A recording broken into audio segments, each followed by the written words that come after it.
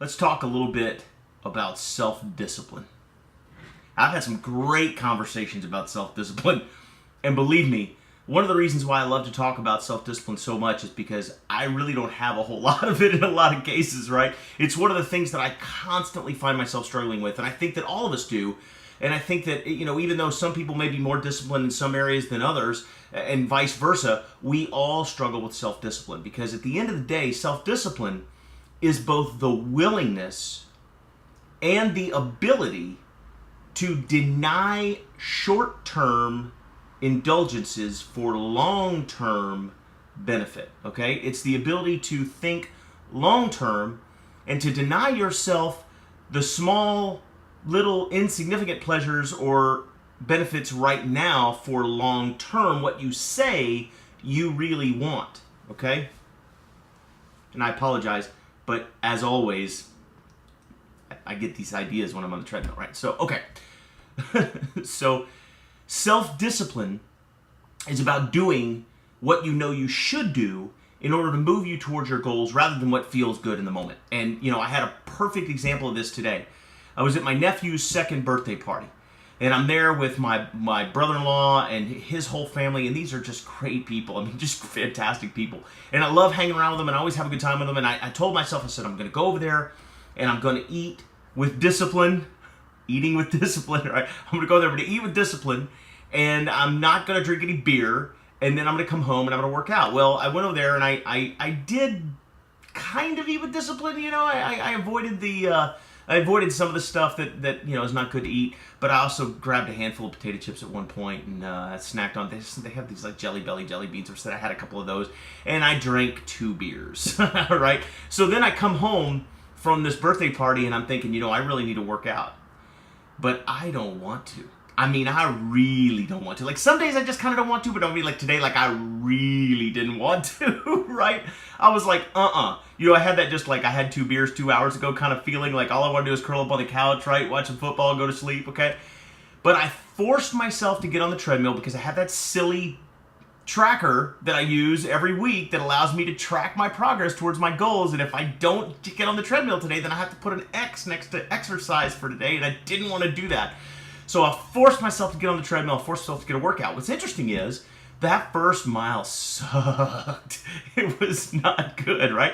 But I actually ended up going farther than I had originally negotiated with myself to go, right? Like I made a deal with myself, like, you only have to do this much distance if you just get on the treadmill, right? But once I got on there, I started feeling pretty good. I started going. The point of my telling you all of this is the interesting thing about self-discipline is some people want to sit around and wait to be motivated to do something. I was not motivated to work out today. But once I got on that treadmill and I started going, I started feeling motivated. I ended up going farther than I had originally agreed. The same will come true for you in your endeavors. If you're moving towards your goals, don't sit around and wait for motivation, guys. It doesn't come. Do the thing, and then you'll have the power. Do the thing, and then you'll find the motivation. That's the really fascinating part about self-discipline that most people just don't understand. Self-discipline means putting yourself in motion, taking that first step. And again, like on the treadmill, once I got going, I started feeling motivated. I ended up going farther. Look, if you're having a hard time motivating yourself to do something like watching what you eat, or going to the gym, or quitting smoking, or working harder at work, or getting to bed earlier, or watching your language, or whatever it is you're trying to accomplish, some sort of financial goal that you're trying to move towards, or whatever, improving the bottom line for your business or your agency, whatever it is you're working towards, if you'll just move, if you'll just take that first step in that direction, what you'll find is that the action that you take, the process of moving forward, will bring to you the motivation that you didn't have. And you'll be then motivated to take the next step, and the next step, and the next step. And you'll find yourself moving forward towards your goals, towards your dreams, despite the fact that you weren't motivated. But the self-discipline piece now, that's the ability to force yourself to take that first step, to do what you know you need to do, even when you just don't feel like it. And the difference between successful men and women who maybe aren't having the level of success that they would like is that successful men and women do what they know they need to do regardless of their feelings. Regardless of their feelings. And isn't that fascinating? Fascinating, right? Like as children, we were always thinking like, I don't want to. We're like, do it anyway, right? We always tell our kids, right? Kids go, I don't want to. We go, we don't care, right? Do it anyway.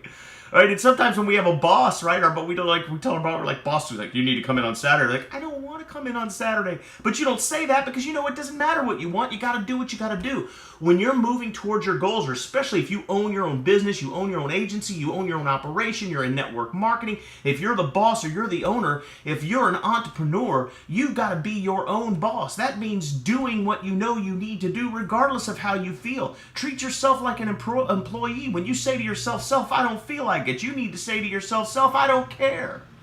You got to do it anyway. And the same must be true for you in your personal, in your financial, in your relational, and in your spiritual goals. Because the truth is, you only have one boss in those areas of your life. And that one boss is you. So self-discipline means going home and eating the boiled shrimp and asparagus and not stopping by Sonic, getting the supersonic with cheese or bacon if you're me, right? It means doing what you know you need to do in order to move yourself towards your goals. And that's the dose.